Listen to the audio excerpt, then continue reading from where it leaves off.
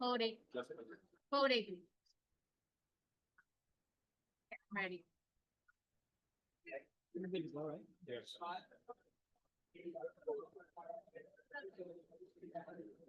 All right, good evening, everybody. I'm going to call to order the September 25th, 2025 Coventry Redevelopment Agency meeting here at 6 p.m. If the clerk can please take attendance. Member Poley? Here. Member Pillar? Here. Member Brennan? Here. Vice Chairman Schuler? Here. Thank you. Emergency evacuation plan. There are exits on the side of this room and at the entrance, and restrooms are located at the entrance, and you take a right. We have no meeting minutes from prior meetings. And the new business of the meeting, or in other words, why we're here tonight. This is the first community workshop, solicitation of public input on the draft redevelopment study area boundary, which considers those lands influenced and affected by the conditions at Johnson's Pond Dam, as well as local and regional access points to potential recreational opportunities around the pond. This workshop will be facilitated by the Redevelopment Agency's Redevelopment Plan Consultant, GZA, and it will include some breakout groups. There were refreshments at the front, so I hope you all grab some refreshments. And I did take some notes here, so I want to not forget anything here, which I'll share now. My name's Chris Schuler. I'm the Vice Chair of the Redevelopment Agency. We are all volunteers on the Redevelopment Agency, myself and our other members here.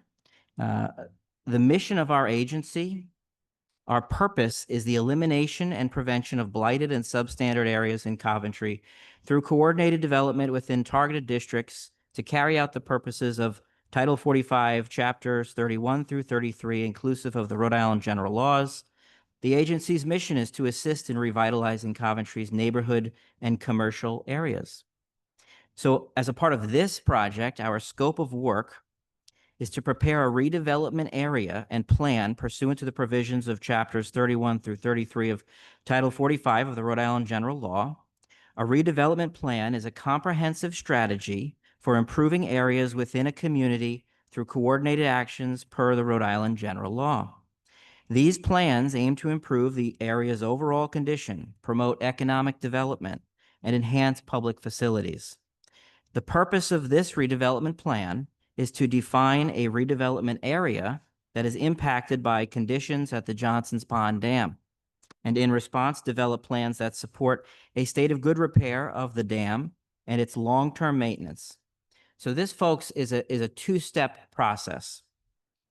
The first step that we are entering here is to define a redevelopment study area that considers those lands influenced and affected by the conditions at Johnson's Pond Dam, as well as local and regional access points to potential recreational opportunities around the pond.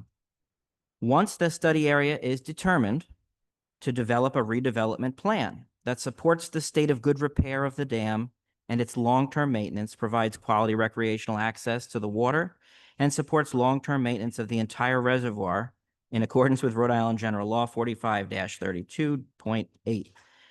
So the reason for this first public meeting is to present the preliminary redevelopment study area boundary and collect input from the community to develop a shared vision of how the community wishes to use Johnson's Pond over the next 10 to 20 to 30 years.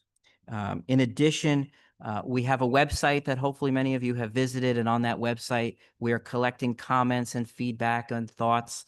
So please, if you have not visited there, please do so. We also have some paper handouts that you can add comments to tonight. So I will introduce now our GZA consultants who will run through the next steps of tonight's meeting, and then we will come back here at the end to reconvene and then have some final thoughts and adjourn. So I'd like to introduce Oh, and we'll have some breakout rooms, and Kevin is going to discuss where those breakout rooms will be determined on how many people we have here tonight. Okay, so introducing Kevin from GZA. Thank you. So Cody, if you go to the first slide. So my name is Kevin Williams. I work for GZA. I'm an urban planner. Sorry. I'm an urban planner. My team here tonight, out front, Rosie, Sarah, Jim, and Megan are both in the rooms trying to hurriedly prep, because we were able to get in here kind of a little bit late, and you guys came in fast and furious, and we expected that.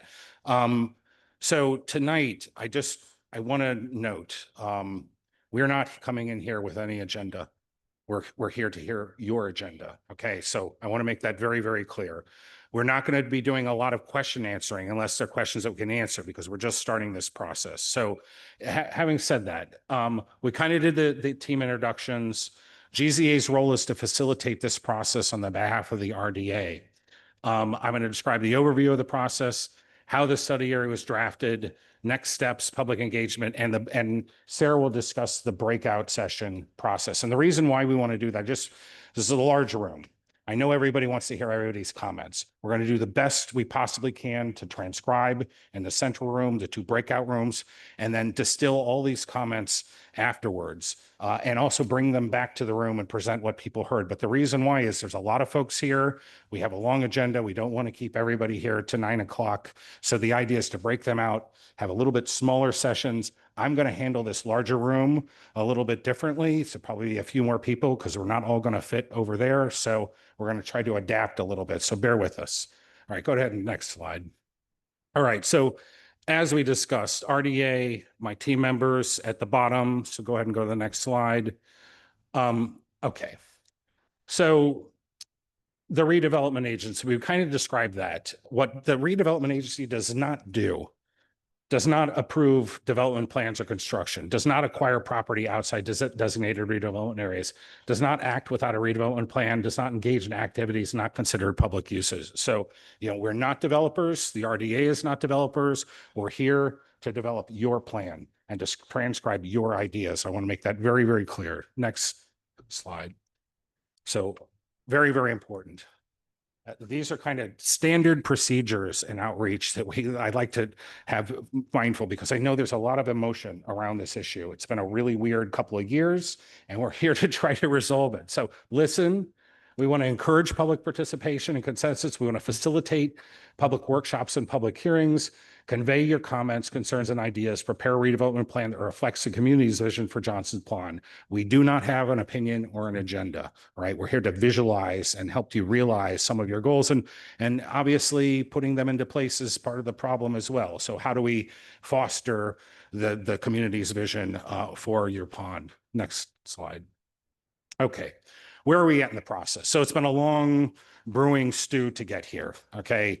The role with the RDA and GZA, the development of this process, there's been some changes in the RDA.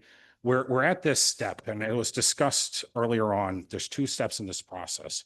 One is defining a boundary. The second is developing a plan. And the reason why that is, it seems kind of obvious. Well, we know what the boundary is already, right? We kind of get the area. Everybody knows where they live, but the state requires, as a part of a redevelopment plan process per municipal law, that you define a boundary and then you develop a plan. You can do both of those things at once and then go to town council and get it approved and report it to the state. But my thought here is, let's make sure we're dealing with the right territory first. If there's additional neighborhoods, roadways, access points, concerns, we get that down, so we're not at the last step working on the plan. Like, you know what, you forgot this area and you have to go back to the beginning. So the idea is, tonight's pretty simple. Make sure we didn't forget anything in the draft area, right? We're going to have a lot of time to develop the plan, develop ideas, but this idea of just getting the boundary is like the first seemingly simple step. Maybe it gets more complicated tonight, but we want to hear from you because you are the people that live here. All right, so that's where we're at now. The next step is to develop the redevelopment plan. In between that time, we're going to be talking to agencies, detailed conversations with communities. We've already done some surveying of some homeowners association. We've not met in person with any homeowners association, any specific group at this time, because we wanted to open it up open with the people first, then find out from you, you know what, you need to talk to this group. You need to talk to this group. So I want you to know we're going to do small scale, we're going to do large scale, but the idea is to have a very open public process. And so that's one reason if you feel like, oh, why didn't you go to the Johnson's Pond Community Association?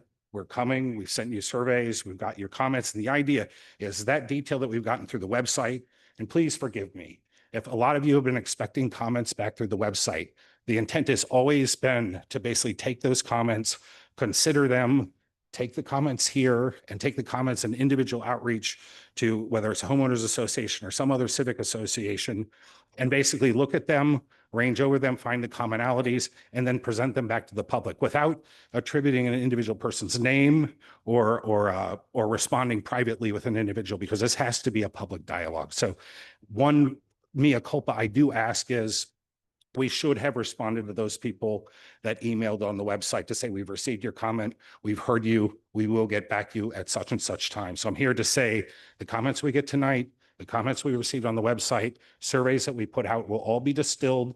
And within about 2 weeks, we will have a posting of the website with all of those, with the questions that have been asked, and then common frequently asked question responses as best as we can.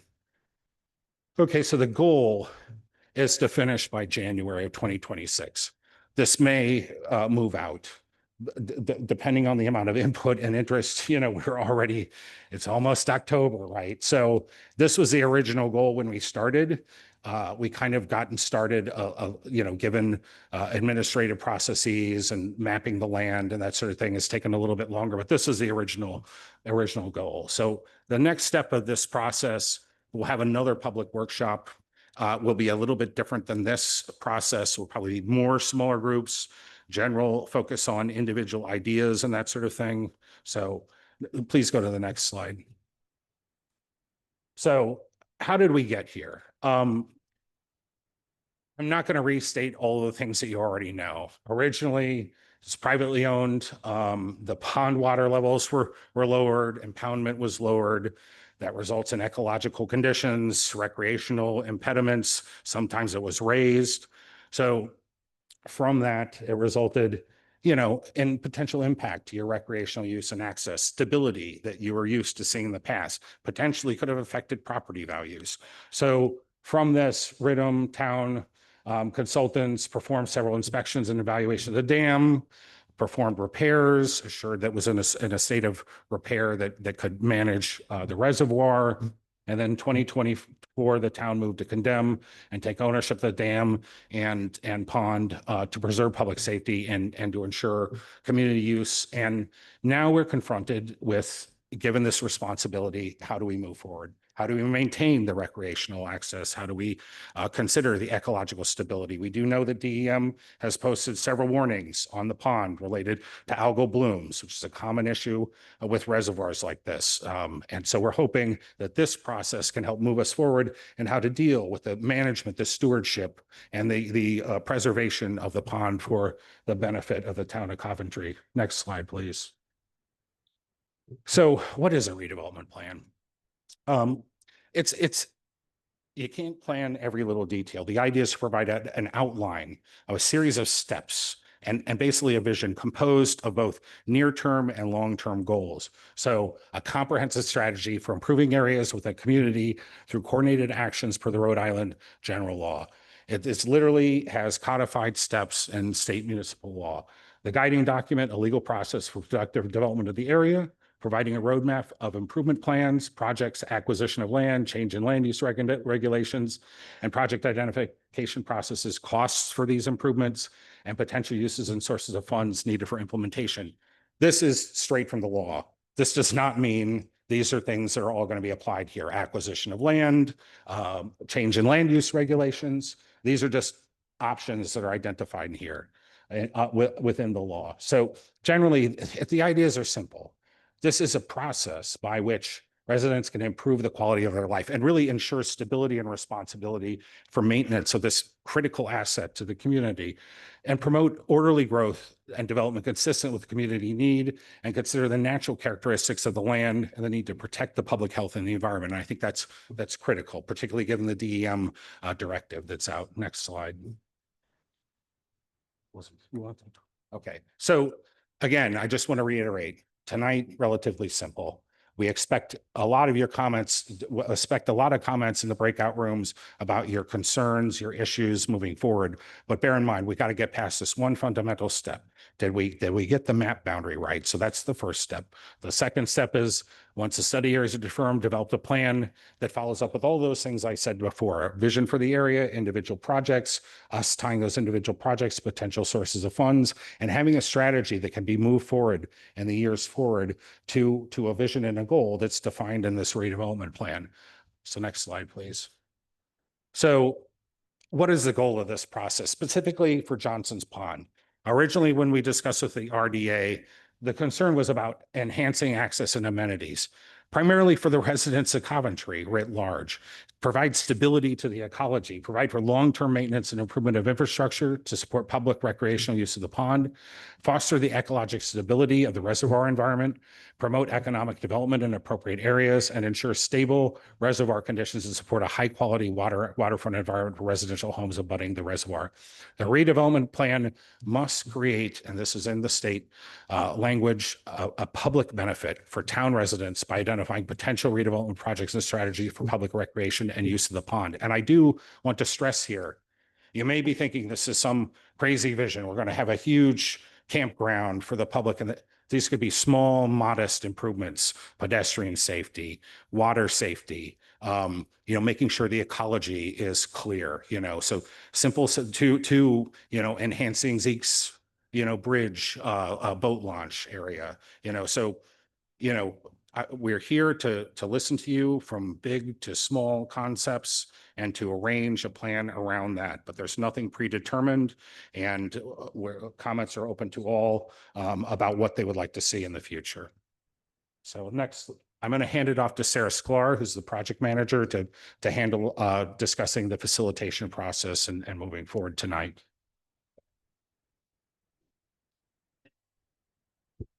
Hello, everyone. Sarah Sklar. So just quickly before I go over the process, I just want to discuss how we considered the redevelopment area with the RDA. So first of all, we are in this defining the process area, right? This is where we are. We're presenting to you our findings of the preliminary boundary based on our mapping of the area, based on our understanding of the area, based on discussions with the RDA. And then, as we mentioned, we're going to revise this redevelopment study area boundary based on the comments that we hear from you all tonight. And then we're going to take it to the council to adopt. That's the first part of this process, and that's where we are. So we will be conducting a public hearing on that process. Next slide. So we wanted to just provide a basis, the rationale for how we defined this preliminary study area that we're bringing to you all tonight. So we did consider direct pond abutters. That was, the first step in mapping this area. We wanted to encompass all established neighborhoods and HOA communities within the area. We followed the arterial roadways along the pond's boundary, which we've also driven. So we did get a good lay of the land and understanding that. We included local roadways that provide direct and indirect access to the pond. We also included all paper streets and rights of way that we understood based on conversations with town members that provide access to the pond. And we wanted to encompass town and state-owned properties for future public improvement. So that is generally our methodology when we defined this preliminary study area. Next slide, please. And so again, this is the process, and the highlighted green is where we are. We're presenting this to you today. We want to establish a vision of this process with you today. We want to continue conducting these small outreach groups and meetings. And then we would like to set a public hearing date for adopting the redevelopment boundary. Okay, and then after that, after we do all of that, next slide.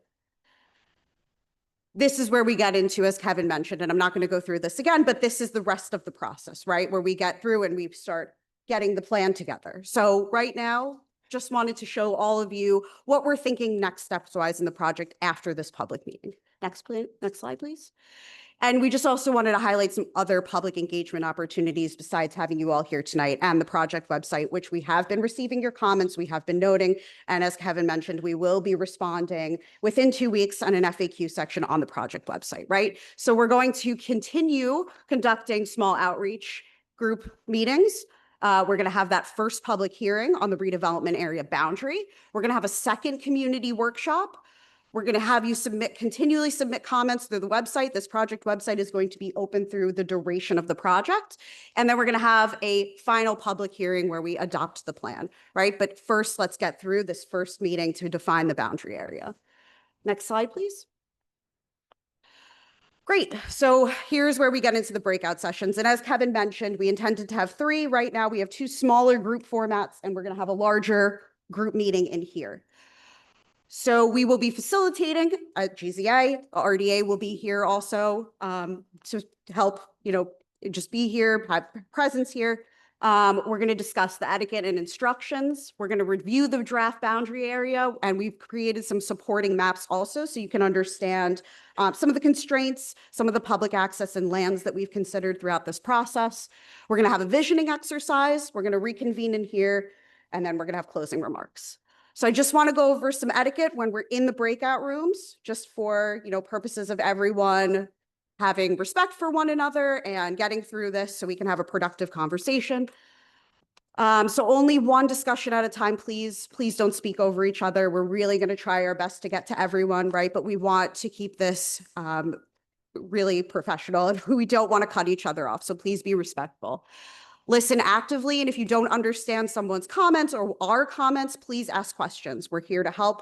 We're here to understand. Be open-minded and creative. Be as brief as possible. While we understand that you all have many comments, we want to hear from everyone. That's why we're here tonight. So please, please understand that we need to get through all of that, and be mindful of your time when you're speaking. Think for yourself, of course. Be respectful of opinions and inputs from others, and contribute as much as you like, as much as you feel comfortable. Again, we're here to listen. We're here to talk. We want to have a conversation. But if you don't feel comfortable, we also have these public comment forms for you to submit as well. Okay. Great. And I think that's all for the slides. So thank you. So if you have not received a color Post-it, please make your way out to the front, the welcome area. We're going to give you a Post-it so we can break you out into rooms. Kevin? Yeah, and I would say, listen, if folks just want to stay, if there's a certain amount of folks that just want to stay in this room, I'm going to facilitate this discussion. I'm going to alter and twist the kind of facilitation rules that we have. You want a smaller session, and I do suggest this. So I want you and Megan on one, and then Rosemary and Jim Okay. another one.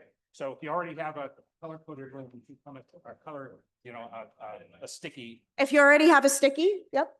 you go this direction, room 202 and 206. 602 and 604.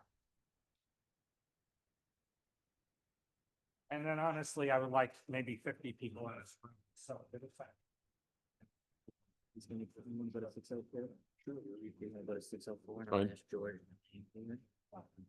So I just wanted to give a heads up to folks. The original intent of the facilitation was to go through a series of exercises. One, in a small format, is actually get to know some of your names, where you live, icebreakers. And obviously that's a little difficult with about 75 people in this room. All right. So, but if anybody wants to, give a shout out to their family or whatever, they can do that. One of the other things we're going to, here's what I'd like to do. Is everybody here a Coventry resident? If you're a Coventry resident, raise your hand. That's a major solid quorum. So by the way, major respect to come out tonight. It's Thursday night. It's a long week. It means a lot. And I don't often see this amount of folks coming out to represent their community. How many folks own property on the pond? Again, quite substantial. All right. I got super locals tonight. Okay. All right. Let me do this. Let me go over. And if somebody wants to come up or just kind of yell out over here, what do you like most about living in Coventry and about, so let me go back here about, so folks on the right side here, what do you like most about living here? Excellent. And what about Johnson's Pond? Are you a user of Johnson's Pond? Do your kids enjoy it? They've now built, they bought houses, they live. They live on the lakes. It's generation to generation. Folks in the back, same question on the right. Anybody want to throw out, what do you like best about Johnson's Pond and about Coventry? Anything different?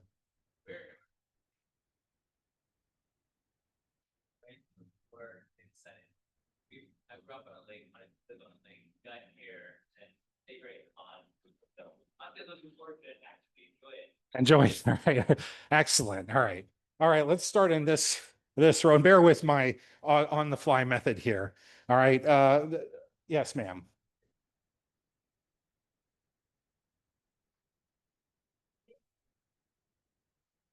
It's amazing.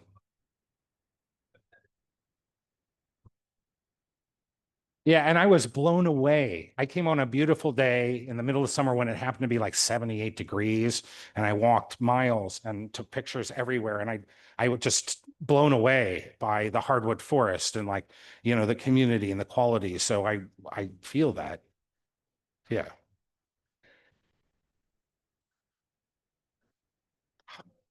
Yeah, it's sunrise coming up. Yeah. Has it changed over time, or has it been relatively consistent? All right. Fair enough. We'll leave that nameless. Yes, we'll go you and then you. So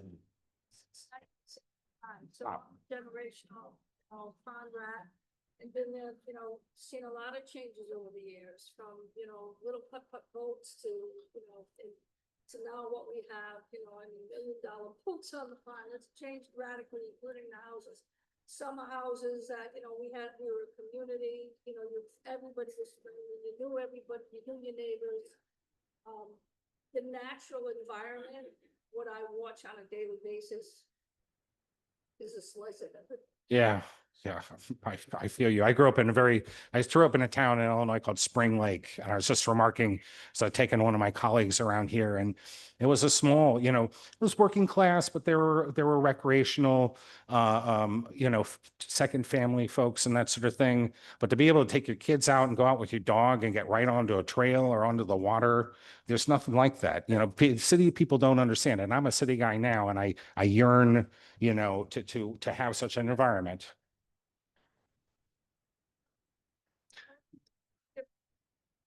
Activity. Yeah. Few years. Something Back in. Yeah. Yeah, they missed that period. Yeah, and so part of it is like making sure future generations, your community members, that their kids, when they're going from 12 to 18, that they have that opportunity, right? So that they don't miss it. Ma'am, next, you had to come. Hey, hey, nice to meet you. Can they either come up with a microphone? You absolutely do make a good point. I mean, I'm trying to keep it casual. One thing is if folks can't hear, so. Yeah. Thank you so much. Yeah, so I know it's maybe a little bit to get up, but if folks can come up and speak into the mic and share their ideas. So ma'am. I've 2020 and Can you come to the mic? I appreciate it. Thank you so much. I appreciate it. You can.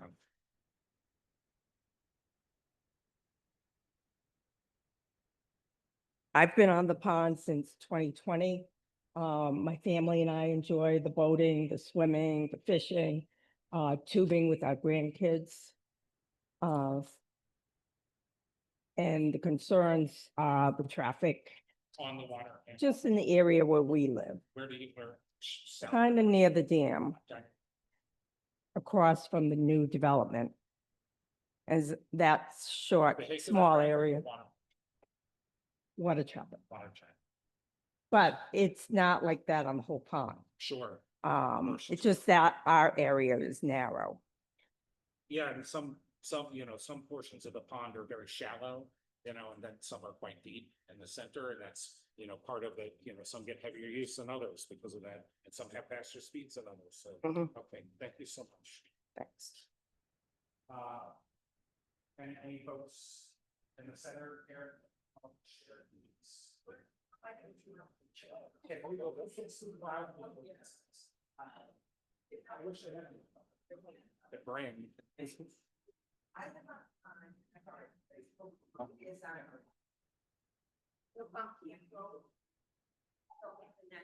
Where it was just by the hills that on that property. Can you hear me? Sorry. You want me to go out?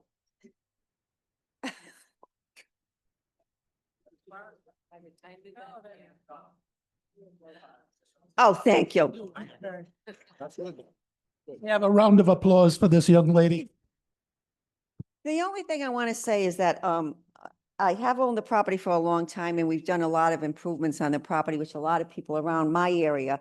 And I can't relate to many other people like Wood Estates and stuff like that, that might not be there. But the thing that I've seen the most change in is that once we bought the property and some people could not basically pay for the property on top of the home that they had, and they had to sell it, that all the new people that are coming in have knocked down most of these homes and continue to knock down most of these homes and building bigger and nicer places. And in that, you know, aspect, it's a little bit, okay, great, we're growing, which is okay. But on the other half, I see a lot of people who are not as conscious as we are, who grew up on the pond or have been on the pond for a long time, about upkeeping it and keeping up with what and how we have raised our children on that pond and kept it in good, you know, standards. And I see that a lot of them don't seem to really care about the pond itself. It's just that they have the money to buy and I'm not saying that about everybody who's buying on the land and coming into the area. But I see a big change with how the owners of the larger homes are coming in, and their attitude is a lot different than the attitudes of the people who've been there for a long time. And I don't know if anybody else has known that, you know, noticed that or picked up on that. But I think it does make a difference on the size boats that I'm seeing out there, the speeding of some people who are reckless on the water. Just some people are just not in love with the area that they grew up in. So I just, you know, it's changed and I don't know if it's for the better. You're welcome. For facilitating the mobility. Folks over here, same type of comment.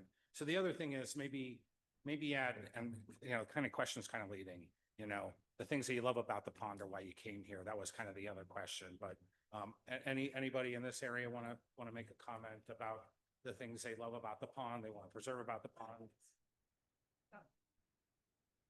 Sorry. Okay. Sir? You got it. Speak into the mic, right? I never did it. Oops. So my name's Mark Lamoy. I'm the president of the Johnson's Pond Civic Association. Thank you.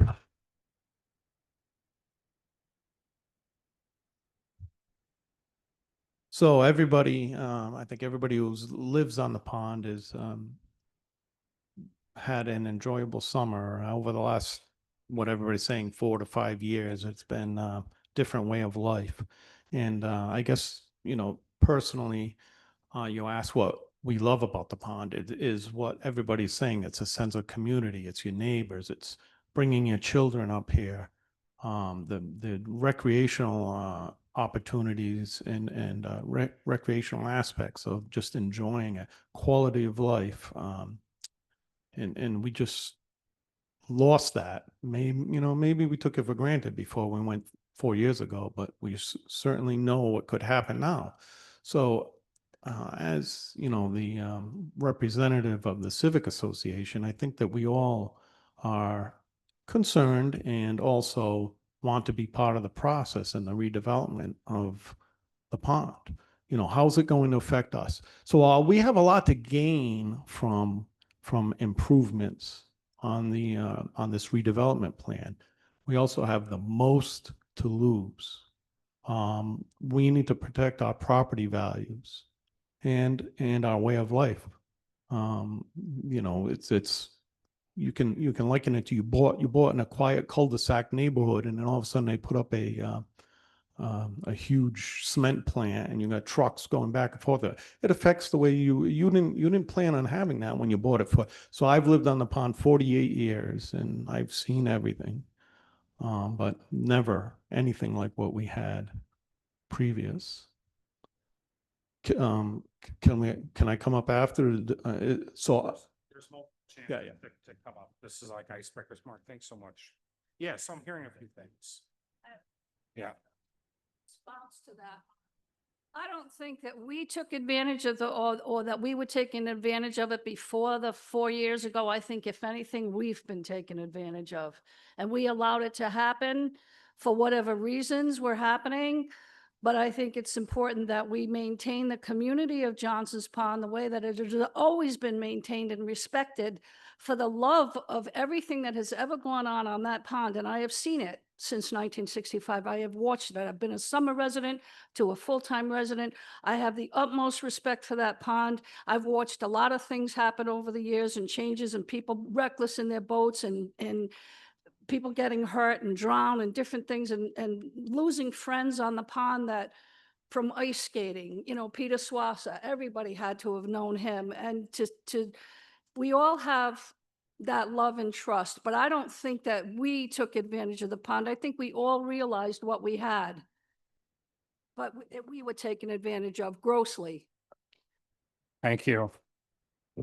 So, you know, what I'm, you know, and this is very helpful. I mean, obviously I can kind of sense a little bit about this. Somebody loves their community, but you know, the pond is the center of this life, of what you knew it to be and what you want it to be now, and the stewardship that you demand and that you need to bring back that sense of stability, you know, and the recognition that it's going to be there for your family members in the future to enjoy. So, you know, I'm hearing a lot of these types of themes, you know, that you kind of had your you know, what was part of your community taken away from your ability to manage it. And during that lack of stewardship, there's accidents that have occurred. There's, you know, obviously impact to property values, more financial types of things, but also just that the shared notion of like your family members at a certain time of their life did not get to enjoy the types of things that you did, and that you want to be able to have that back and to have that stability. So these are like core, you know, core things that are important to drive us. So let me check my agenda and see where I'm supposed to be at. Okay.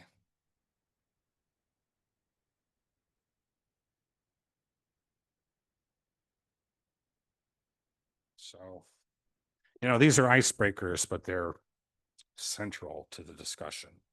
So one of the things that I was supposed to get into was we had a series of maps.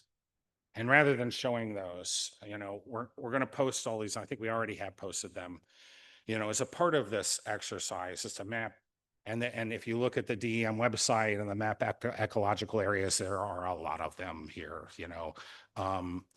So one of the things that we do when we engage in this process, and it goes, you know, to the current issue with the DEM and algal blooms, but it also, there are additional impacts to portions of the pond. But I want you to know that while we're evaluating this, we're identifying areas.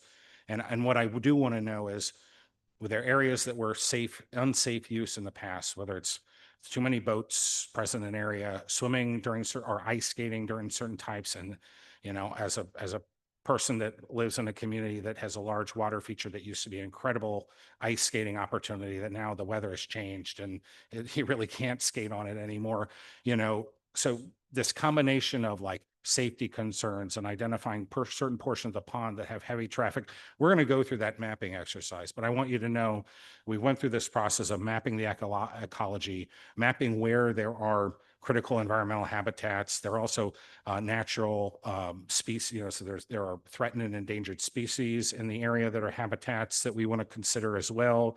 That brings up the woman that noted, when she wakes up in the morning, she can see deer, she can see, birds that are unique to the area. And so that's the other idea, whether it's overdevelopment or whether it's, different type of development that people are not used at the end of the day, maintaining those core things that make this a special place, which is part of its flora and fauna, is something that we've mapped.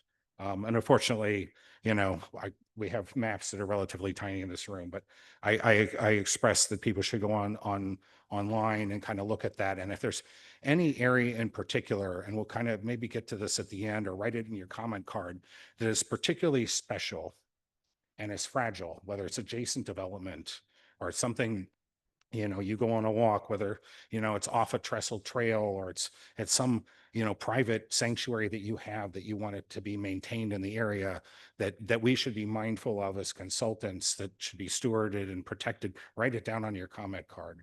Okay, so that's one thing. So what I would like to do, there's a lot of stuff. What I'd like to kind of get is, I don't know how, and this is kind of the hard part to foster tonight, because this is supposed to be about the development boundary. How many people have actually looked at the map online that we have for a boundary map? Okay, so a good portion. Like I said, this is hard. The boundary is hard to facilitate, but I want to kind of walk you through how we identified the preliminary boundary again. So it's kind of the main roadways that ring, all the hill roads. It's always a hill and a road behind it. So is there any, and the idea is that we wanted to cover north and south. And so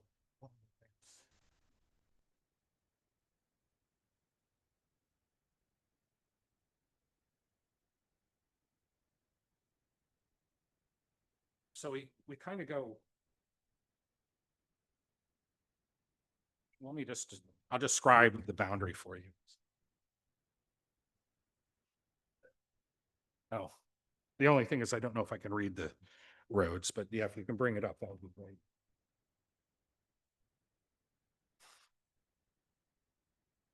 So the general area is Town Farm Road, Maple Valley Road at the northern extent.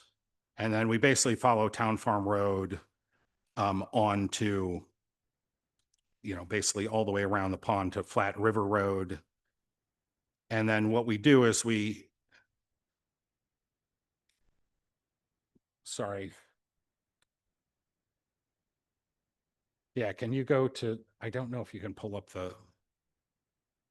anyway, we actually extend all the way down to Zeke's Bridge, right?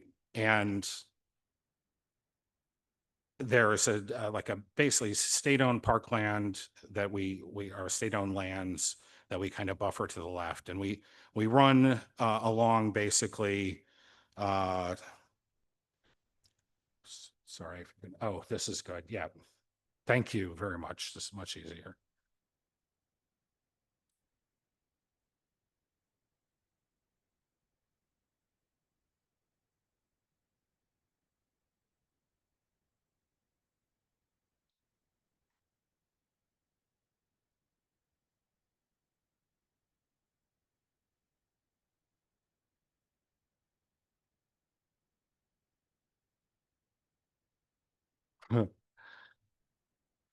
This is not giving you a lot of zooming capability. But Hill Farm Road to the left, basically to the east, or sorry, to the west, and then on the east, Flat River Road, up to Town Farm Road, and then Maple Valley Road along Flat River Road. And then we kind of run it along Hill Farm Road down to the south. And then there's kind of not, we don't go all the way out to Phillips Hill Road. We kind of run along Hill Farm Road, and then where this area where there's publicly owned lands, we basically come down to Harkney Hill Road, and then, hit Zeke's Bridge and come across. And so, generally, if you look at what's up here now. You know, this doesn't mean that we're excluding traffic coming in for certain areas and that sort of thing, but the general idea is to try to compose a study area that considers primary abutters, where the known park locations are, trails, you know, which there are not a lot, you know. But I guess the question I have, and I know that wasn't particularly clear, but from what folks can see here and on these maps, and thank you, Megan, appreciate it. Is there any area where you would think we should extend?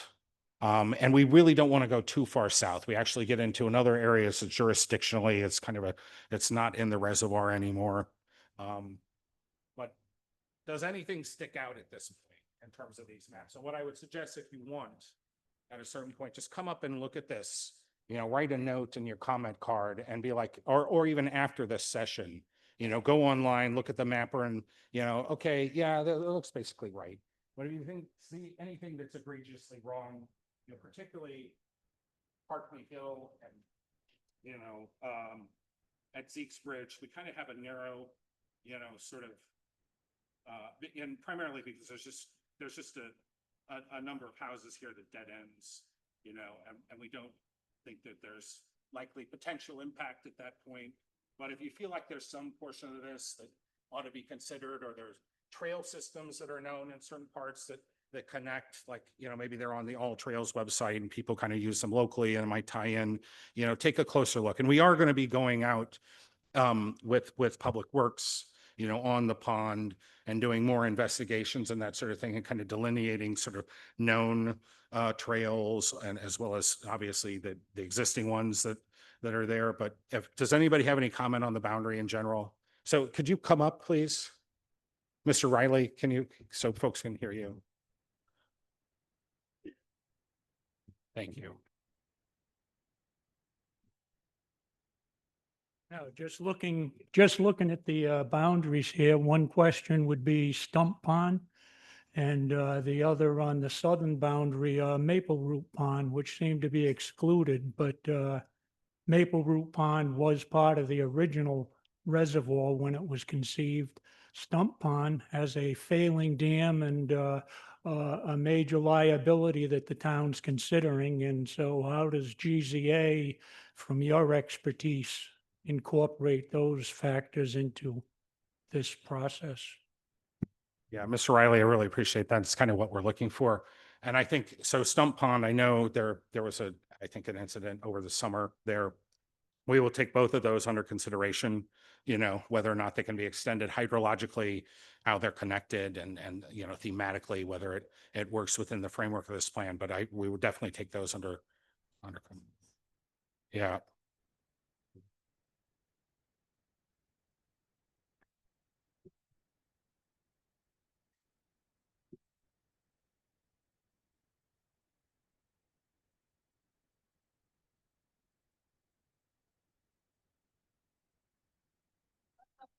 Yeah. So there was a diving board there, 19 Pizza Plus, there was a dam there. Is anybody familiar with that area over there? There's an old cement building still there. There's a fence around it now. Turns out. Stump Pond, this guy. Yeah, This is Stump exactly. Pond right Yeah. here. It's the other pond you see on the walkway when you cross over over the road, when you're walking on the bike path. That's this one. It's always full of stumps. So that's Stump Pond. The town of Coventry already owns this.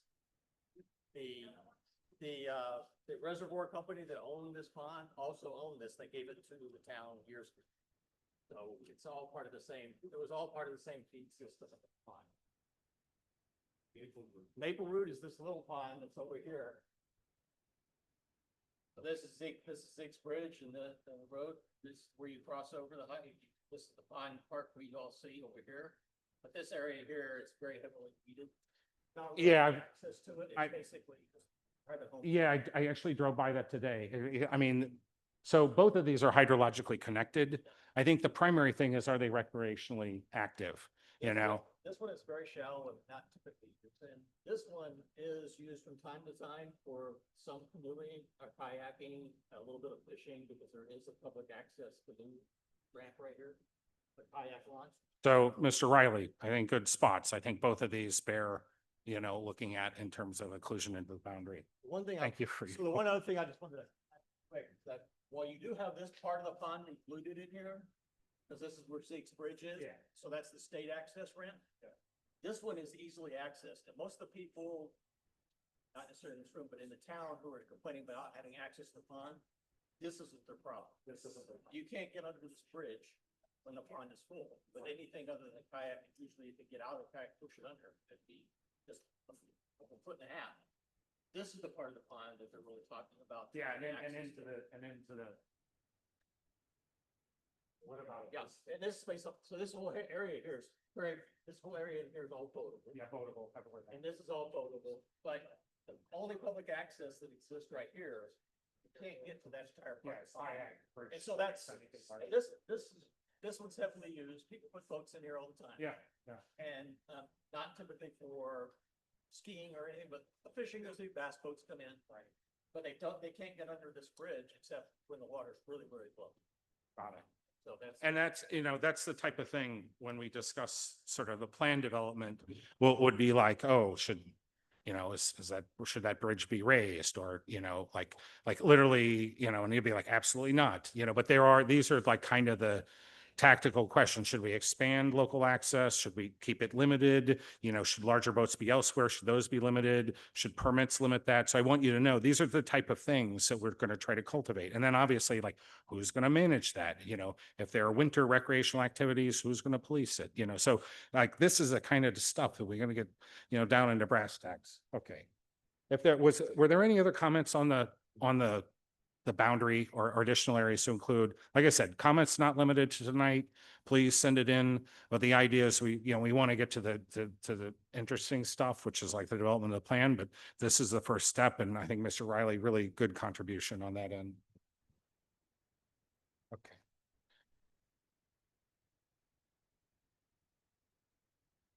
Okay.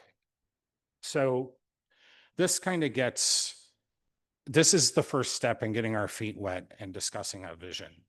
Okay. And so you've kind of outlined this already, this kind of notion of the things that you cherish about your home and about the pond and your family and your community.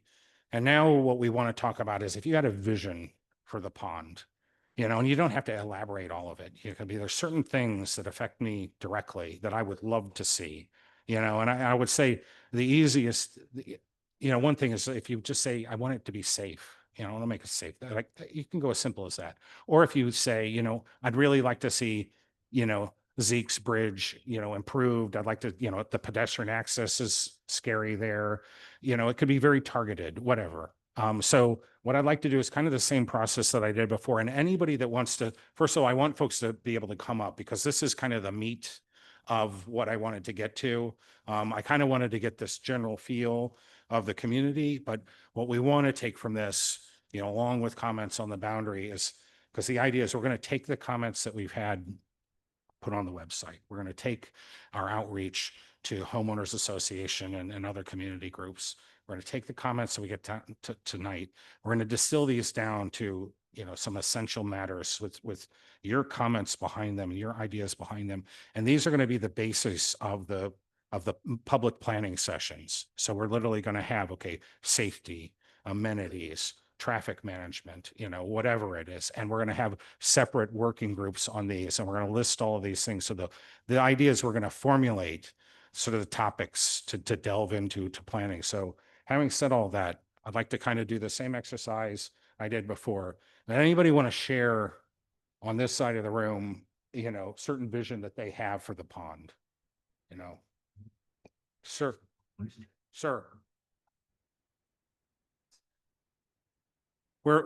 You tell me, where do you want them? I'm not proposing anything. You are. So if we have to, if we hear we'd like more public access, we'll come back with points. But tonight, we haven't gotten to that point, sir. So this is something we're going to take into consideration tonight. And maybe I could throw that out there. So let me table that for a minute, because that is something when we get into the planning stage, okay, you like better access, you like better managed access, or you'd like limited access, that's all on the table. So anybody with thoughts for a vision, anybody who had an idea for an access point, sir.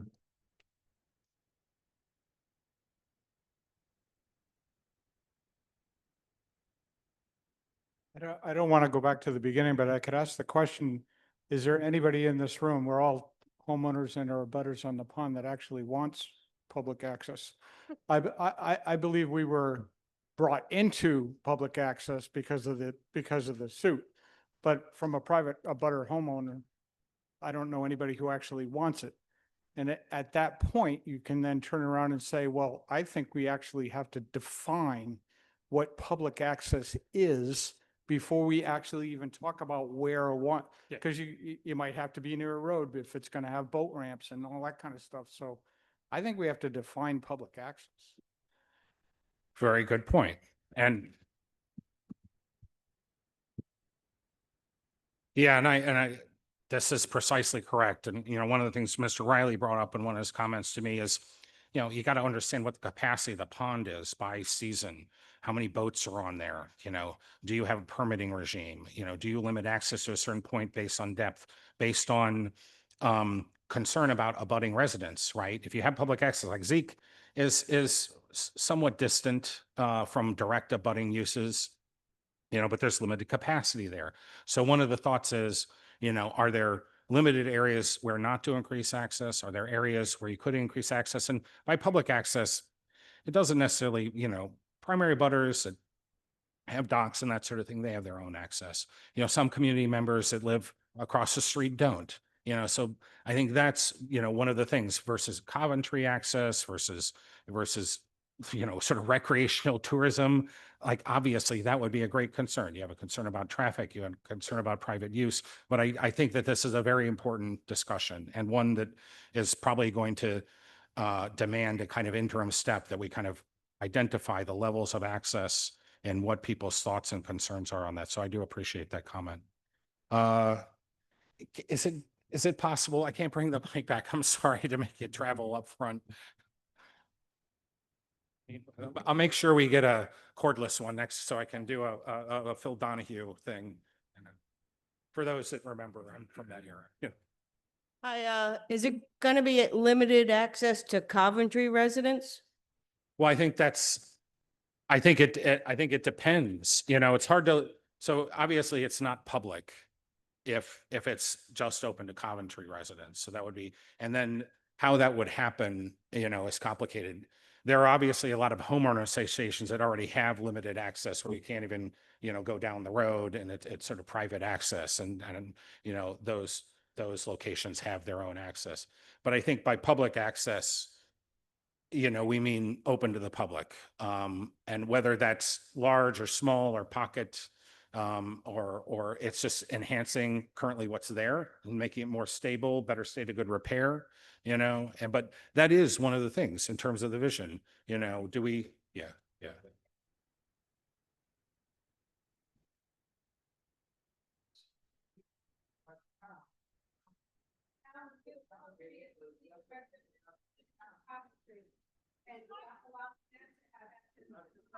Not that it's gonna be open to South Providence and every place else. The comment is for Coventry, by Coventry, Yeah, on that subject, I mean, I totally agree. Who's footing the bill for this? Coventry taxpayers, not just the entire town of Coventry taxpayers. So I guess correct. So I guess will GZA be looking at what other towns in the state of Rhode Island do as far as stickers, permits, resident, non-resident? There are many factors involved. And if we're footing the bill, so we had, I don't know if you were aware, but we have another lake, Tyoke Lake, and Briar Point Beach, town-owned beach, and they have their issues with out-of-town residents and control of the use of that beach. So. Yes, ma'am. Yeah, so the point that I'm getting there is, support a Coventry residents, find a tiered structure where that is prioritized and like minimize outside use, right? That's kind of what I'm hearing. Hi, I am not a resident of Johnson's Pond. I am a resident of Lake Tioga. And we are more than happy to want to share access with Johnson's Pond. We are looking to share access. We're more than happy to share some of our people at Briar Point over at Johnson's Pond.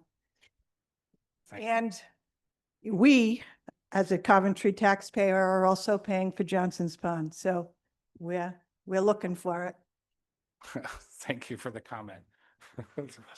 See, that's fun. It's fair. Okay. All right. Mr. Riley, please. Yeah, just put it back. You can have it. Thank you. And you get on your way to your 10,000 steps. Yeah, my frustration, and I think the same frustration that I hear shared by other people here talking about, you're asking us, oh, what do we want? And the real question is, what can the pond support?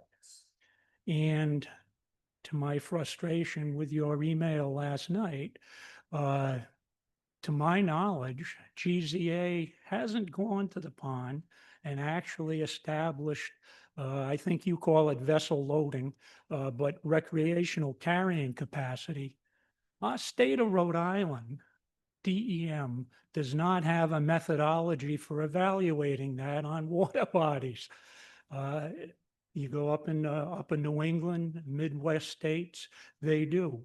And I know because you guys are a national engineering firm that you have that ability to bring that expertise to evaluating Johnson's Pond.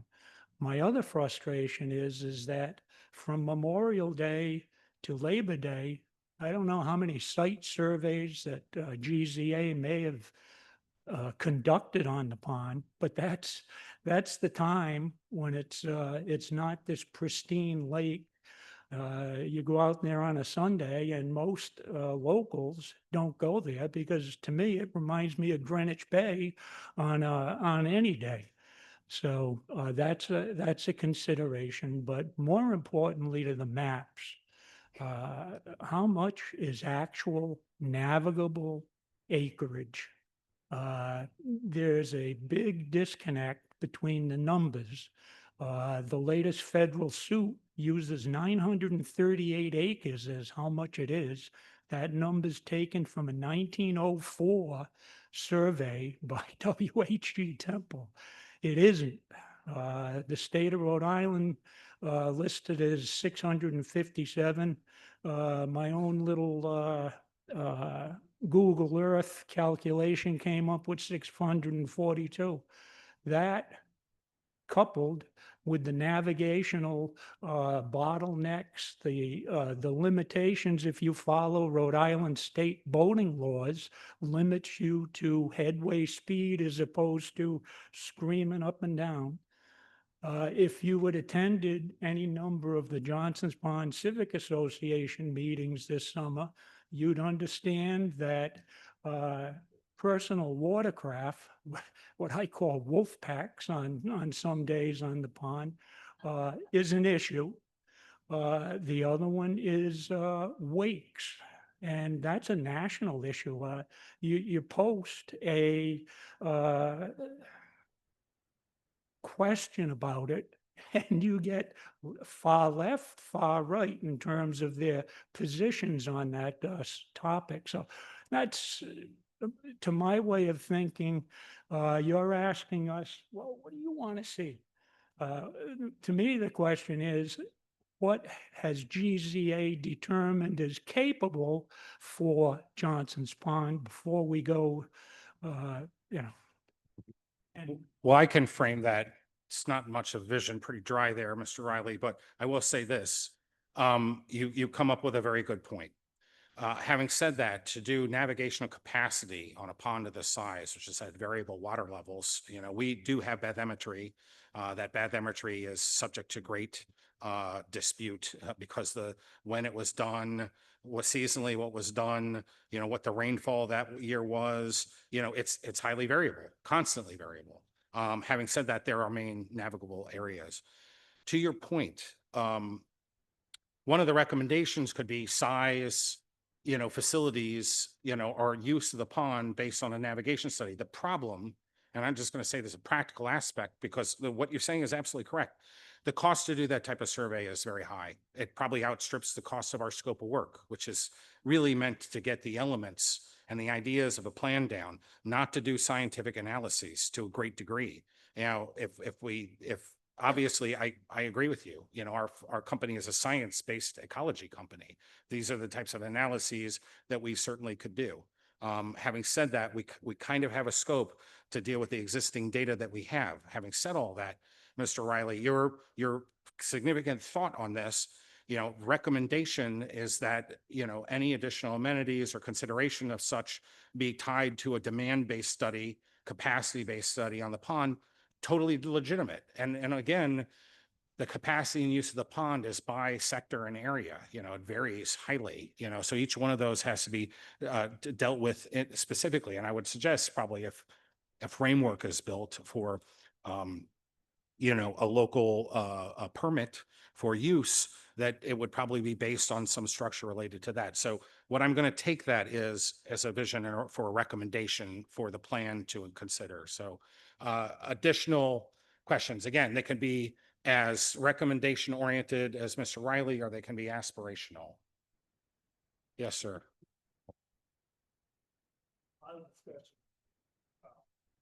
the use of public access and stuff. And I've heard no discussion. So I've heard no discussion. Currently the pond has two profit centers at each end of the pond that dump boats in. The one thing I haven't quite figured out, I'm a new resident here. I've moved here from the Midwest about 8 years ago, know your area. Love the pond, family's been out here. But the one thing I've noticed is there's no involvement from the DEM. This is a federal waterway all the way around it. I don't know if anybody told you this. It's a 50-foot strip that goes around it. It's a federal waterway, so it follows federal guidelines. As far as the access and stuff goes, that's determined by the DEM, all that usage and stuff like that. I mean, I'm a Midwest guy. I know your area well. Most of the accesses in the Midwest, if you pull into any of them, 12 parking spots, maximum 15. If you go out west, the larger areas you see, maybe 50 at a maximum. They dump 100 boats in at each end on the weekends here. And then they want to put a private access here for the people to use. And so the question is 100%, what is the usage of the pond? Because what I don't understand, let's just say in the grand scheme of things, everything gets done here. The lake gets overused. So what happens at that point? Does the city shut down their access, or does the city go to the profit centers and say, you guys got to regulate? You should only have so much. Because right now, that's not even a discussion. They want to put a public access in. In the meantime, the two profit centers, they could strip out 15 trailers and put 150 boats in per weekend. And they charge. The city's going to charge when they put in. You got a permit, just because you got a permit, you're not going in for free, you're going to get charged. So I'm just saying, I'm a little confused of, it seems like we're kind of dancing around the issue here. And everybody here is concerned about that. And I know, I mean, I've seen lakes get overrun. I was executive director for Midwest Water Ski for 25 years, ran most of the tournaments in the Midwest. I understand lake usage. This lake has a lot of issues, but a lot of the issues that we have on the lake is because there's no DEM involvement whatsoever. They come out and they putt around, and violations drive right by them and they just wave. Never seen anything like it. I'm just saying. DEM is not the police, and that's part of it. So we talk about governance of the pond, not for speeding violations and that sort of thing. And I don't believe this is a federal navigable waterway as well.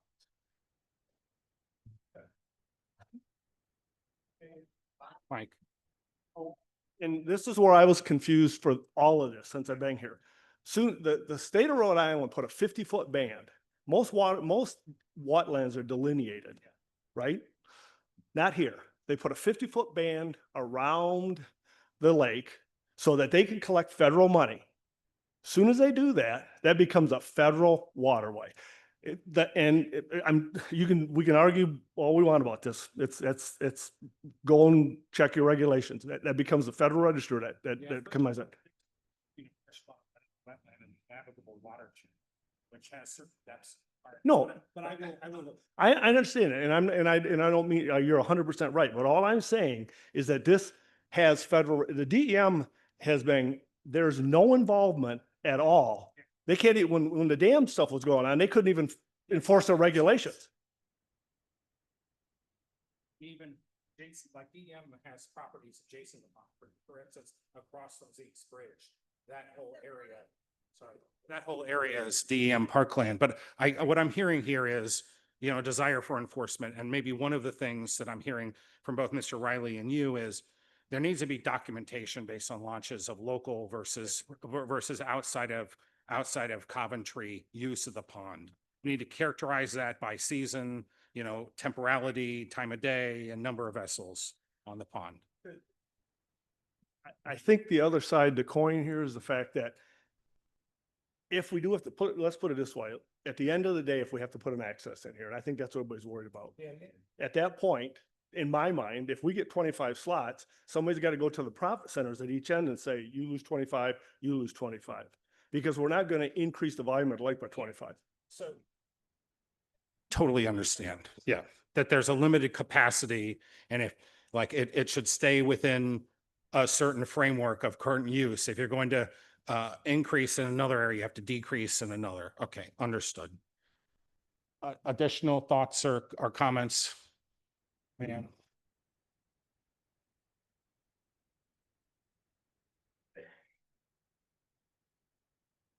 And this is honestly probably more helpful, I think, as a point of defining a vision. There need to be limits to that vision, right? So we're defining some limits to that, to a vision. Hi, respectfully, you keep addressing people who own property on the pond, but this affects more than just people who own property. I do not own property on the pond. I don't live on the pond. I've lived in Coventry for a few years. I've never been on the pond. I would love to be able to enjoy the pond. I think if we're going to do public access, we need to do it right. I don't think it's appropriate to ask people, where do you want public access? Because that's not really our job. We're not educated. We don't have a background in that. And I think that we need to do this the correct way. It does need to be respected. We do need to keep the pond safe. It is a great asset for Coventry. But I really think that we're not really doing our due diligence here. I think we need to work a little harder. I don't think in the amount of time GZA and the RDA have been teamed up, a whole lot has happened. It's been well over a year and we still don't even have a clue of where to put public access. So I think we all need to work a little harder in this aspect. So we've been engaged since May, not for a year, and pretty much actively working on this job since June. What I do want to note is your comments are immensely important. Okay, so the point here has never been to distinguish one input over another or curry favor one over another. We just know that we have a lot of voices. So I want to take just gratitude, the fact that you shared your comment, and absolutely understand, and it will be taken into consideration. And it's as equally as important as everything that I've heard today. So I do appreciate that. I think we can all agree that the pond can't sustain an influx of a lot more boats. I think if we're going to have public access and they're going to launch boats there, you see a lot of ramps where you can't launch anything over 10 horsepower, and they restrict personal watercraft. Personal watercraft is the biggest thing. I live right on Raymond's Point, and it is so busy right there. Someone's going to die. It's just absolutely crazy. And a lot of it is the personal watercraft. And you've got people that don't take the course, and they're out there, and they're letting their 16-year-old kid or their 12-year-old kid go out there and take their machine out there. And they don't have that. I think if you have public access and you just open it up to everybody, you're gonna see a ton of jet skis, a lot of personal watercraft in there, and it's gonna be problems, and then it's gonna cost the town more money because they're gonna have to pay for a detail for the police to be out there and everything else. If you limit that, you can limit the problem. Excellent. Thank you for your comment. What's up, dude? All right, so I'm hearing everybody talk about public and versus private access and whatnot. So on my side, we have a lot of questions about the TIF tax and how can this be split up? If the tax to go into this project is going to be split evenly among the constituents of Coventry, the public access should be split evenly as well. If there's going to be a private access of any kind, that private access should come with its own cost for that that pleasure or that leisure. You see what I mean? That privilege. You see. Also, we have a lot of people trying to blame public access stuff on private watercraft launching from the public access. I live on the Tyoke Lake and I'm an avid motorcycle rider. I'm around the Johnson's Pond area all the time. And I'll tell you right now, I've never seen a traffic jam on the Tyoke Lake that I live on.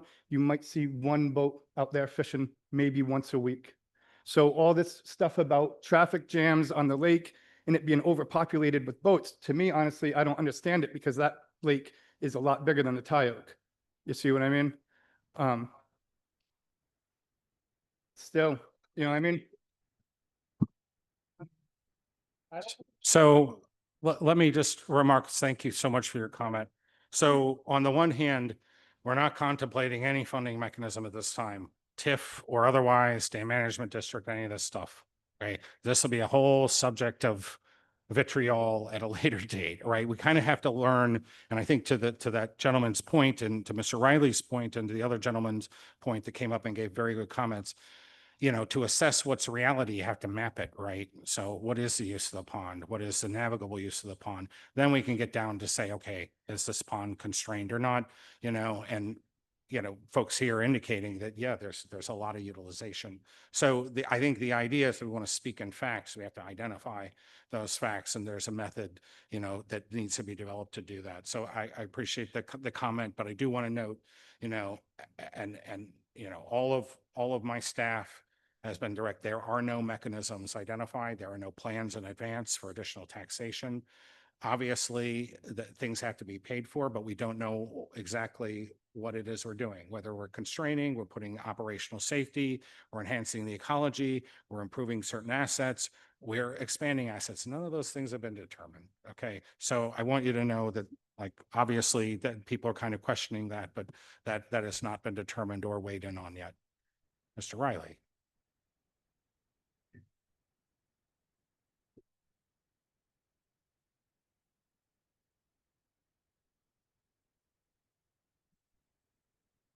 My apologies. I'm trying to focus on what people are saying and what your contract entails. If I go back to April 3rd, where you folks did a presentation, this was going to be a sit-on-the-shelf plan. I think it was described as. Never describe any plan or any project. Well, Sit-on-the-shelf project. Well, I can recount that. When I say sit on the shelf, you're going to give it to the town, and then it's up to the town to run with it. Okay, that's, I mean, yes. Exactly. Yes, I'm not a developer. No, understood. Exactly. So, and that therein is the question. You have budget limitations to complete this public use determination. Water quality, for instance, if I ever said a TMDL for Johnson's Pond, you'd say it's not in our budget. So these questions, but they all go to what can the pond support? So that's the one thing. The other thing I'd like to say is we're talking about public access. Back in the 80s, there was an opportunity to pick up a property called Camp Yoho. Larry McManus, a longtime pond resident, ran a summer camp for kids, wanted to sell it to the town. The town, in their infinite, I'm sorry, The town in its infinite wisdom decided to bundle this purchase with another not so nice purchase, reclamation of the Arnold Road dump. So the bond failed. And so we're left in 2020 now. Historically, I'm going to say Johnson's Pond has had a good relationship with Quidneck Reservoir Company, the former owners prior to 2020.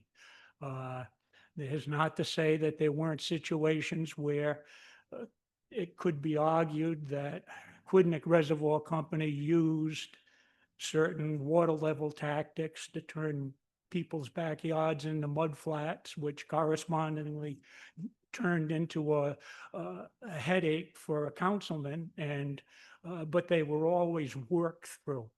In 2020, that changed, and this brinkmanship was to actually come up with a monetary gain for a investor, conceivably.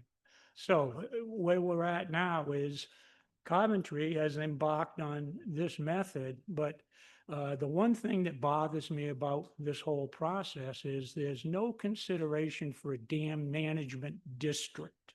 And I say that only because of the contract. Who said this? I'm reading it in the contract language. This is not a dam management district. This is absolutely a possibility. So like, put Well, that in your vision, because we're not distributing. I'm not gonna, I'll show you your contract after where, I wrote it. okay. Let me rephrase it. You cast a dim view on a dam management district from this versus what I would call Fair a enough. TIF district. Fair enough, fair enough. And I will say this upfront, and right now, that is, I will say this upfront and straightforward, if that is a vehicle that gets the job done with the minimum amount of financial impact to the community and does the things that the community wants to do, I am all for it. Okay, so actually fair enough, because I do remember that sentence, because it is generally the case. Having said that, depending on the size and the nature of the improvements and the amount of maintenance and what's considered in the pond, a DMD may do the trick. So I want you to know that it's not off the table and is absolutely within consideration once we get to that point. Thank you, Mr. Riley. Okay, perfect. So what, Mr. Riley, you want to, did you want to wait till everybody reconvenes? You wanted to make a general statement, or have you kind of said the things? I don't want to take away comments from other people, but. Okay, when everybody reconvenes, we'll give you an opportunity to do that. Right.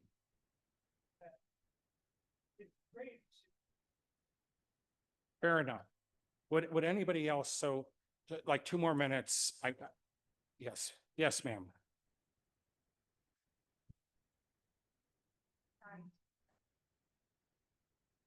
Who came up with, I don't know as much as everybody else might know on the details of all of this, but I want to know who came up with this idea and why. Why do the idea of redevelopment, redoing the whole thing? What's wrong with what we got? We got a problem with the water as it is, and now we're going to talk about more people? Great question. So redevelopment is a very curious term. Okay. So, well, there's a couple of fallacies or things that need to be clarified about what you said. So first of all, the dam has to be maintained. The pond has to be maintained. Even if it stays exactly the same as it is now, there need to be funds to take care of it. It could be as simple as that. That could be your redevelopment plan. It needs to be managed safely. It needs to be maintained safely. Okay, so I want to note that a redevelopment plan could be as simple as that. Maintaining health, safety, and welfare of the community and the ecological quality of the pond. Okay, who came up with the idea? The RDA and their council. We discussed this almost a year in advance and say, what are the tools by which to plan for the area? And the one way to do it is a redevelopment plan. It's just a state codified process. A lot of communities do it. So it was the one method to kind of get ideas out here and solicit, public input and develop a tailored idea for that. So the RDA, it's their responsibility. And this is the one vehicle they have to kind of do an area-wide plan. But I do want to just clarify the note that we are not presuming any specific, like the area needs to be redeveloped or changed or all of that. The idea is we're going to tailor it based on the input and be able to support maintaining the dam, so things like that happened before do not happen again. So that's the primary basis of this. And any other comments? And then the other groups have broken out, and, feel free to take a 10-minute break and we'll come back. I just have a short concern. I just want to maintain transparency with the Coventry residents and Johnson's Pond, the Civic Association, and all of the agencies that are involved. I think it's important that we don't have backroom deals like we've had in the past, because we've been the victims. And I want to make sure that, we're upfront, and before this even gets to the town, we need to know what's going on, and we need to have the biggest input here because we're the ones that are mostly impacted. Thank you. So all of the groups are going to come back. I'd like to get one or two people, so that I'm not speaking for you, that can kind of share and sum up some of the concerns, starting with this like beautiful start to the love of your town, to some of the, whether the aspiration, whether it's about this battle between, inside and outside access, that has to be remedied, but that we want to make sure the pond's maintained, to some of Mr. Riley's concerns, the things that need to be done. So are there some people that I could deputize, so these words are not coming from me, and kind of have soaked in, Mr. Riley, I know I don't have to ask you, you're willing to do that. Are there some folks that spoke who are willing to express some of their ideas to the broader group? Summarize. Anybody? Ferris Bueller? No? No, I'm just asking if anybody will. Well, you know what, I'll do it, and then somebody can. When we reconvene, do you want to share some of your concerns? Okay, excellent. Thank you.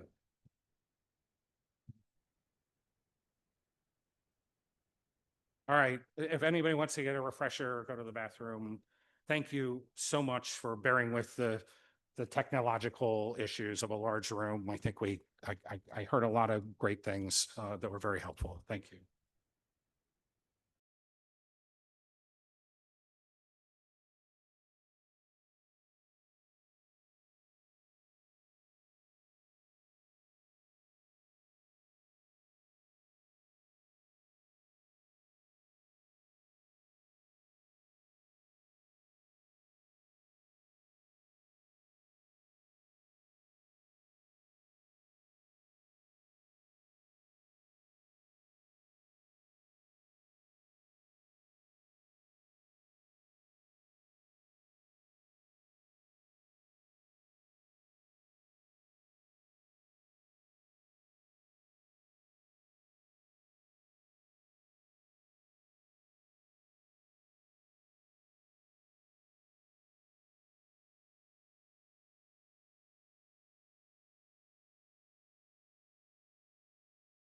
Hi, everybody. So we're going to conclude with having the three rooms kind of summarize some of the thoughts from the group. And I'd ask the folks that come up to speak, and I discuss with the individual folks in my session, characterize your ideas, couch them in the ideas of things that you heard in others, and let's keep it kind of simple and to the point as much as you can, with the notion that we're going to take all the things that we heard back and we're going to present it back to you, and it's going to frame the next session. Please go, and please state your name for the group. And Jim Thompson. I just want to reiterate what I said earlier is I think that anybody that's been on the pond on a Sunday afternoon agrees that the pond can't sustain an influx of a lot of new boats coming in.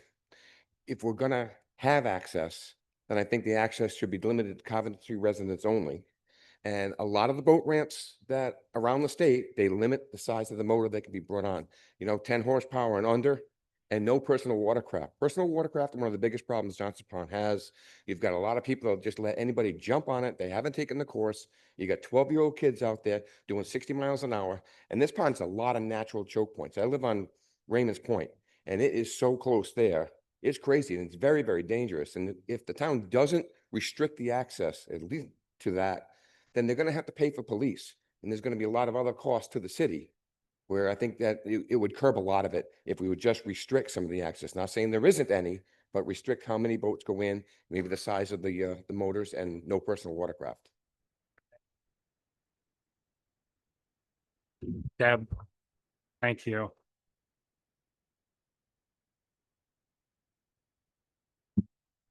I have very similar concerns to the gentleman that just went before me. We live on the straightaway that is right down near the dam and next to a yo-ho. So we see a lot of boat traffic. I don't know about anybody who's riding around on a motorcycle, but if you come and sit at my house, you will see a lot of boat traffic, to the point where we have to be careful backing out of our own dock in order to get on the waterway when we want to be able to use it. My biggest concern is similar to what he said. And my exasperation was when the gentleman said public means public and not just Coventry residents. And that's a big concern of ours. I understand that Coventry residents are going to be helping foot the bill, much like I help foot the bill for schools that I have no one in. But if you are going to ask Coventry residents to foot the bill for what is being done to the pond, I can understand them wanting to have public access. But I feel that that's who it should be limited to. When I took the survey, I checked off, what do I want to see for public access? Do I want a playground? No. Do I want a beach? No. Do I want an area with parking? No. I understand a boat ramp. That would be fine, but like I said, we already have hundreds of boats that come in through a yo-ho and the campgrounds on the weekends, and I just don't see how it's all going to fit, so. Thank you, Deb. So one thing that I do want to, before I hand it off, I also just want to reference the sort of beautiful start to the session we had.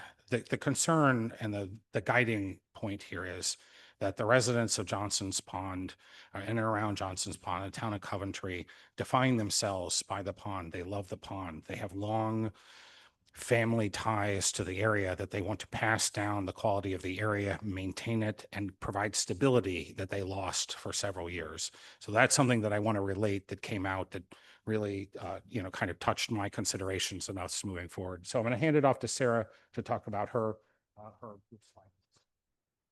All right, thank you. And so in our small breakout groups, I will start with Luke from my group, and he's going to just summarize what we had talked about and kind of what we went through.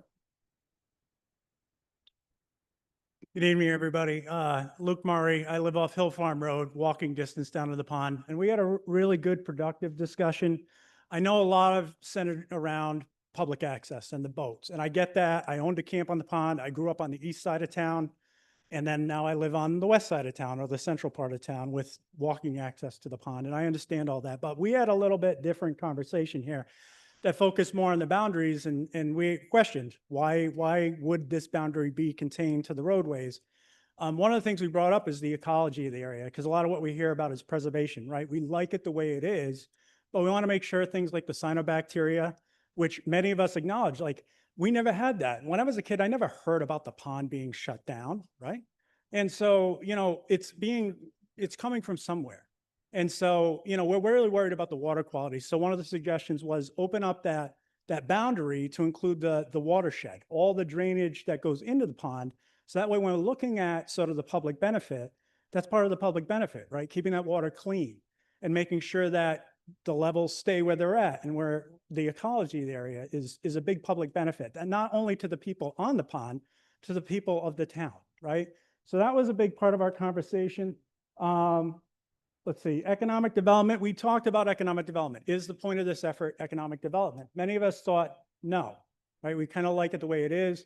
I had even made a suggestion, like, should we move that line to the north along where the mobile station is, and to include that area? Because if we're looking for economic development, that's a business zone. And there was a little bit of pushback on that, and I understand why. Because if the goal of the project isn't to really economic benefit, then, I think, why suggest that? Why move that boundary? Do we have the other page? We will talk about the vision. Yep. So as far as the vision, these are some of the key words we came up with. Ecology, safety was a big thing. And I think we all share this, right? I've been on the pond when the jet skis were screaming out in front of my house and the gasoline smells, and I'm really like looking at these kids, right? And really worried about that. And so it's nice to have public access, but it's got to be safe public access. And if you're going to allow boats, you got to control that somehow, because accidents happen. We've had accidents on the pond. So, you know, there's things like safety cones and speed control and limited access in some regards. Serenity and calm, just trying to, you know, respect the people that are there. And while others may enjoy it, you know, respect the people that enjoy the serenity and calm of the pond.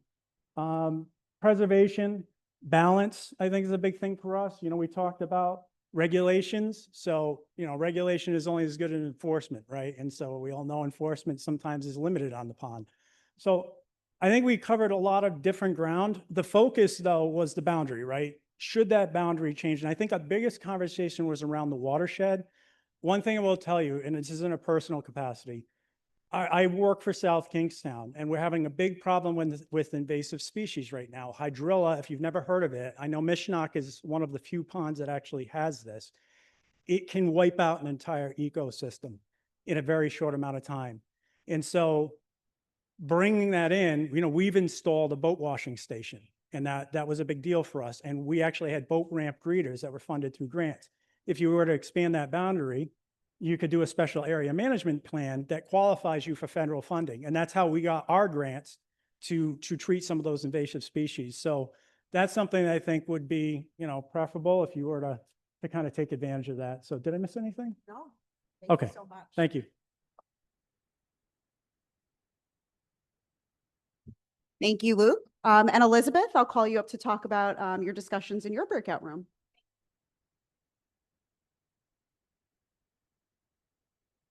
Good evening, everyone. My name is Elizabeth. I do live on the pond in the no wake zone, Hill Farm Road, and I was in the group in the other area. Our group's notes primarily broke down concerns and ideas. So I'm going to start with concerns first. The primary concerns that we had with making the pond public was traffic, the safety on the waterways, and overcrowding. There were many residents that talked about just now without public access, how we can't really adhere to being far enough from our neighbor, never mind more boats in the water, to do the basic things like, you know, drive around and putt-putt here or there. Never mind, you know, when we have even more access there. So those were our general concerns and theme of our group.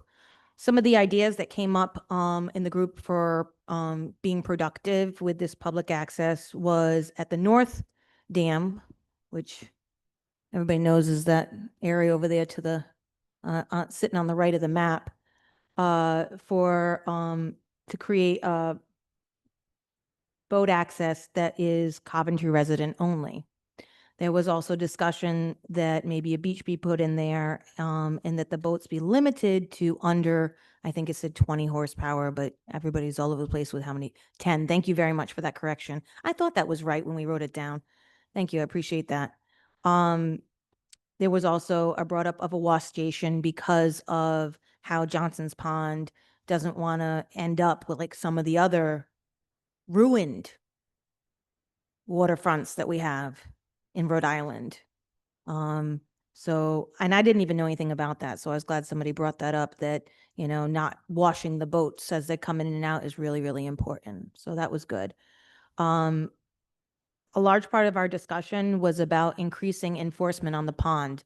Now, I know that we have a fireboat and I know that we have a police boat here in Coventry, and it was brought up that currently the amount of support that we could even get, even if we had the money to pay for it, from Coventry PD and the fire department, even if we were throwing money at it, we still wouldn't be able to get it because they just don't have the amount of people to really take care of that and do the enforcement that we would need to keep that amount of people safe if we had congestion.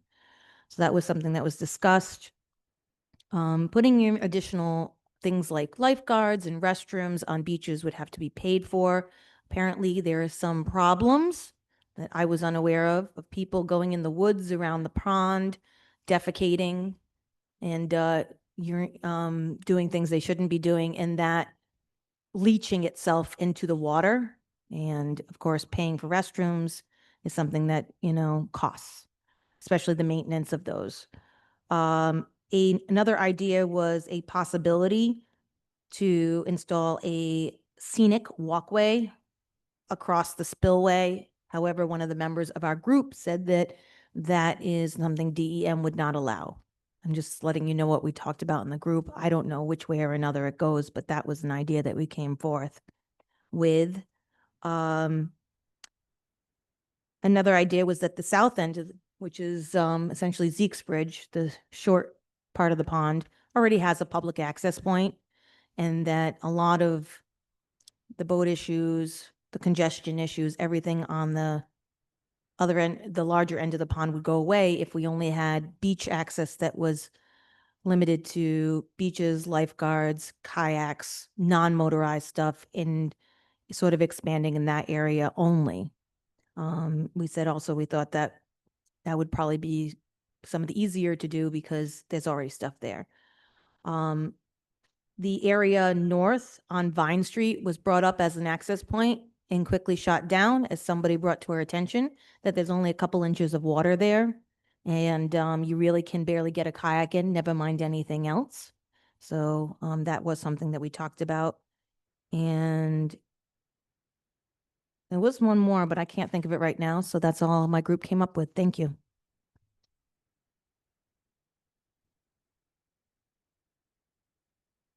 Thank you so much, Elizabeth. I'm going to now call up the Vice Chair, Mr. Schuler, to say a few words. Okay, thank you so much, Sarah. I just want to begin by thanking GZA for doing a great job tonight in their facilitation. I just want to give them a round of applause because they have done wonderful for us. I'm not from Coventry. In fact, I grew up in New York, and my wife and I decided to make our home in Coventry a little over a decade ago. And I want to say thank you to all of you for coming out here tonight. It's a busy night. We all have families, and I'm missing bedtime with the kids and had to explain why. But being here tonight really reinforces our reason for coming to live here in this town, and it justifies it in a big way because I mean, I even see some of my neighbors out here, and I know we've peddled popcorn to many of you through my Cub Scout kids on Thursday nights. Normally, I'm down the street at St. John and Paul as a Cub Scout leader for 21 extremely rambunctious fourth graders, and that's our Thursday night plan. And so I just really want to thank you all for being here. Because this means a lot to all of us. We live in this town, whether we're on one end or the other, we live here and we care about this town. And this was a really civil conversation. It was great seeing smiling faces. Like I said, I see some of my neighbors here, and I think it's really important to remember when we live in a town that community matters. And we hear that saying a lot. I know we see it out there. But it really does matter to be surrounded by people who care. And that just makes me feel really good about living here and raising my family here. And we've been so busy. As I mentioned at the start, we're volunteers, the redevelopment agency. In fact, if I volunteer for anything else, my wife, she's going to kill me. Don't take that police back there. She might not, but if she does, this might be why. But I volunteer for a lot of things, and I know we all do. But as volunteers, just to give you an idea, we've been extremely busy since volunteering to be on this redevelopment agency. And on this screen, I asked Cody just to bring up, because prior to April, when we began and joined this group, we had to learn and understand how do we work as a redevelopment agency? What do we do? How do we understand our role? We did site visits to the pond to understand the pond and its boundaries. We did a site visit when the water was so low, when the repairs were being made at the dam, and we could actually stand there and see. And I saw a stone there that had a date. Maybe it had said eight, and maybe some of you might know what the date was, but I think Bob knows, 1873. And that date stood out to me for this reason. I certainly was not alive, and no one here in the room was, but our ancestors in this community had the forethought to build something here. And I see our role as volunteers and community members to be stewards of what they established. And that date, I just looked at it, and I looked at it in awe, because that was so long ago. But I want my kids in the future, when I'm not here, to look back and be thankful for the work that they did then and that we're doing now. So we have been very busy. And as volunteers, we have a monthly redevelopment agency meeting. So that's when we're doing a lot of our business. Every now and then between that time, some things come up where we're getting involved in, but we're doing our best at that monthly time. And that's why things take long. I want to acknowledge that, because things take time. And I think it's right, though, that this takes time, because we want to do it right. We want to do it right for the community, ecologically, environmentally. We want people to enjoy and have the right kind of access, and we want to make this right and not rush. My late dad used to say to me, don't rush or you will make a mistake. And when you're a kid, I ignored it and I made mistakes. And as I got older and I would do projects with him, he would say, don't rush or you're going to make a mistake. And we were renovating our basement, not to go off on a tangent, but we were renovating our basement, and it was around 5 o'clock at night. We got home from work and I was trying to cut molding. And he said, hey, Chris, don't rush, because you're going to make a mistake. And I started to really take that to heart, that if I rush and I do this after hours, I'm going to make a mistake.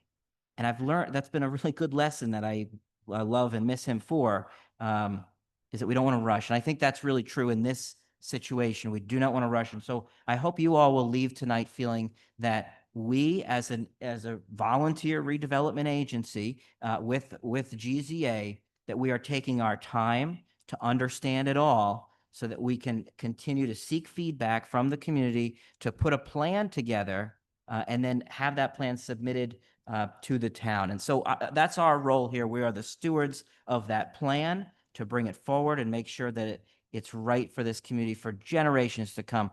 So I just wanted to, that's probably longer than I wanted to talk there, but I just wanted to share those feelings and thoughts and just thank you for being a part of this community.